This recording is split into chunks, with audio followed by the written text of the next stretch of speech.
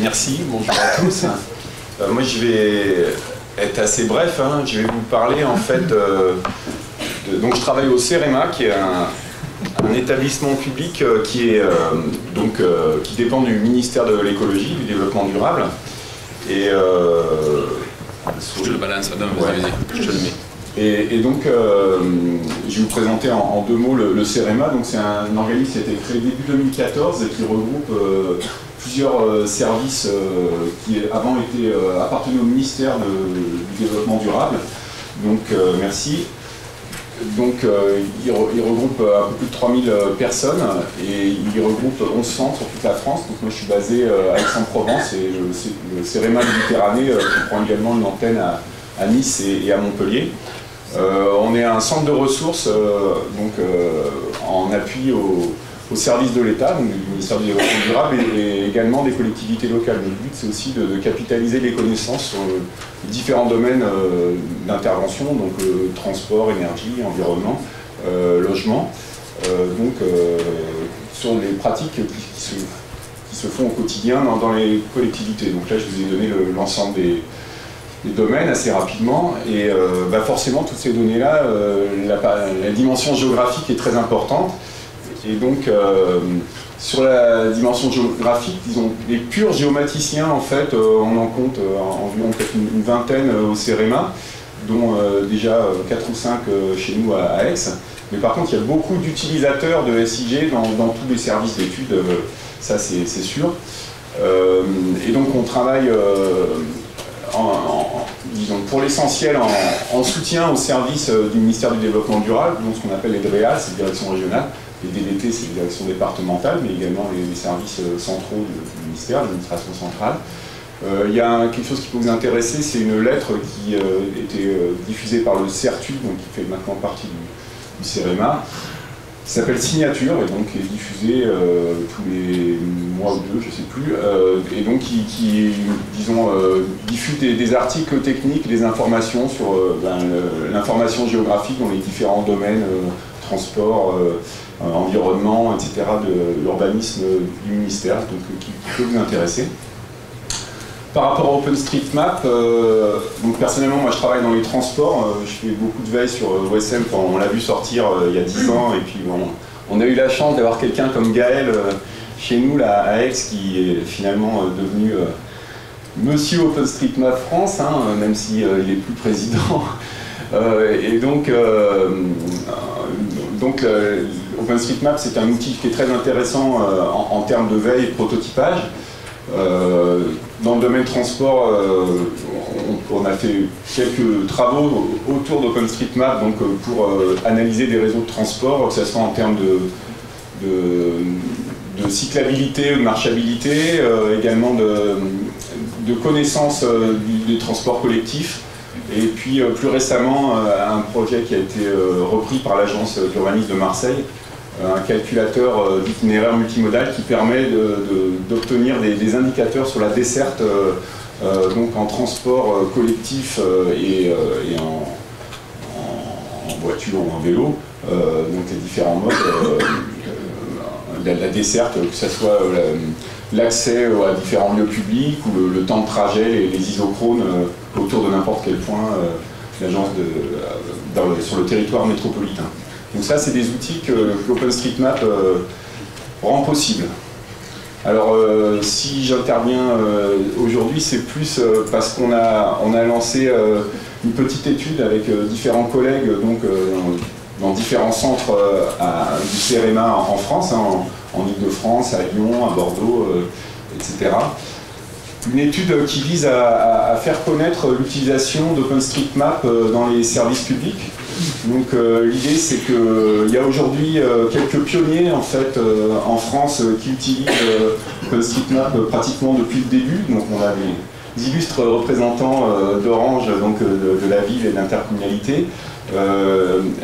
L'idée c'est de faire connaître les pratiques des collectivités qui utilisent OpenStreetMap, qui l'utilisent non seulement, je dirais, en tant qu'utilisateur, mais comme disait Gaël tout à l'heure, également en tant que contributeurs, c'est-à-dire qui ont été jusqu'à en fait gérer leurs propres données dans la base OpenStreetMap, ou du moins de synchroniser les données qu'ils gèrent en interne dans leur système d'information géographique avec les données qui sont publiées sur OpenStreetMap.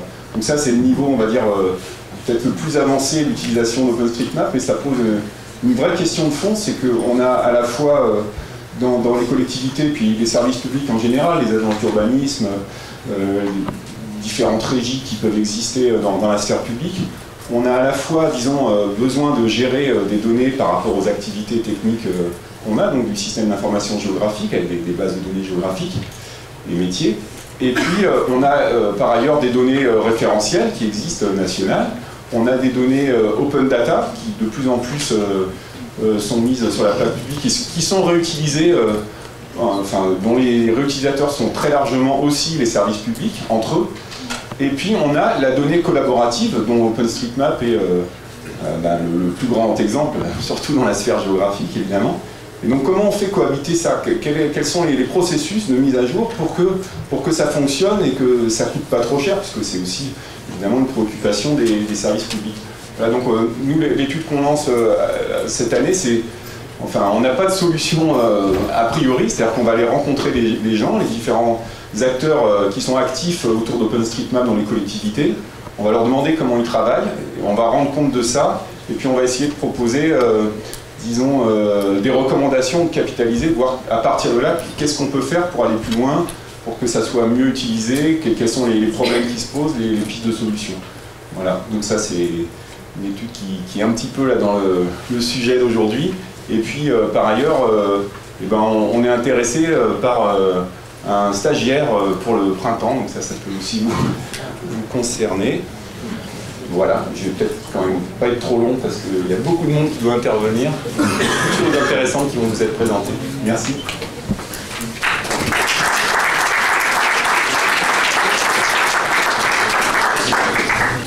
Il y a peut-être une chose que Patrick n'a pas faite, qui tient en 4 lettres. Je pense qu'on ne peut pas louper ça, ce projet. Bateau. Eh oui. Ah, ouais. Alors, je reviens. Ouais. Alors, je peux effectivement vous évoquer un autre. Parmi les sujets donc, sur la partie transport, je ne voulais pas trop parler de transport parce que il y en a. Alors, c'était plus qu'un. Enfin, plutôt qu'un projet, c'était une suggestion. En fait, c'est donc vous avez sans doute entendu parler de la BANO, base adresse nationale ouverte. Donc, c'est une initiative qui vient de la communauté et qui a permis.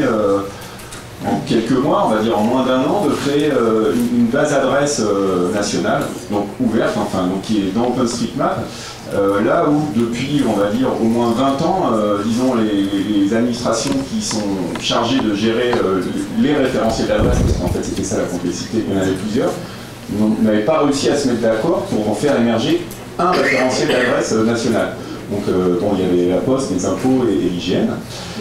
Et grâce au succès de la base adresse nationale, finalement, la ministre, enfin, ou la secrétaire d'État a réussi à mettre d'accord les organismes publics pour diffuser un référentiel d'adresse nationale, donc la BAN, la base adresse nationale.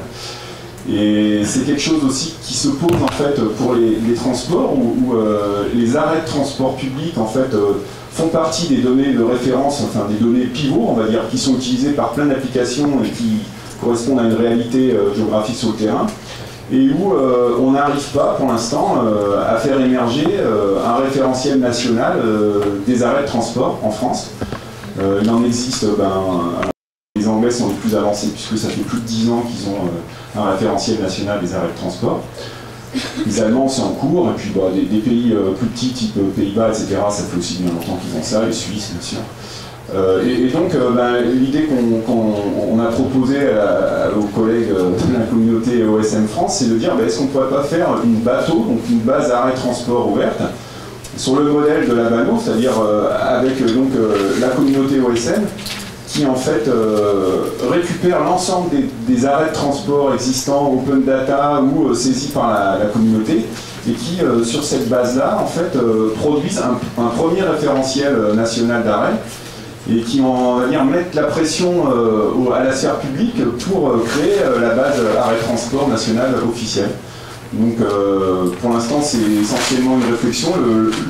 La prochaine étape, en fait, c'est de trouver, on va dire, les bons identifiants qu'on peut rajouter aux arrêts de transport qui sont déjà dans OpenStreetMap. Il y en a plus de 100 000, hein, alors que bon, on est plutôt à 400 000 le nombre d'arrêts.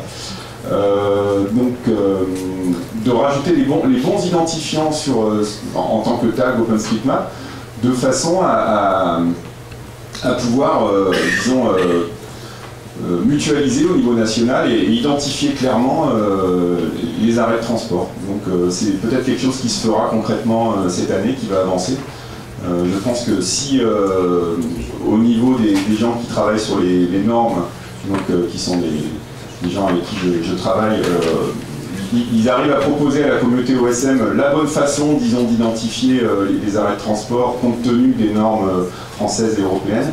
Je pense que la communauté OSM ensuite se saisira très vite de ça et arrivera à produire une version 0 ou une version 1 dans les mois qui viendront, et que ça fera avancer le public sur des sujets comme ça où c'est très difficile en fait de discuter entre institutions et de se mettre d'accord pour dire on va travailler ensemble, parce que chacun a ses problématiques.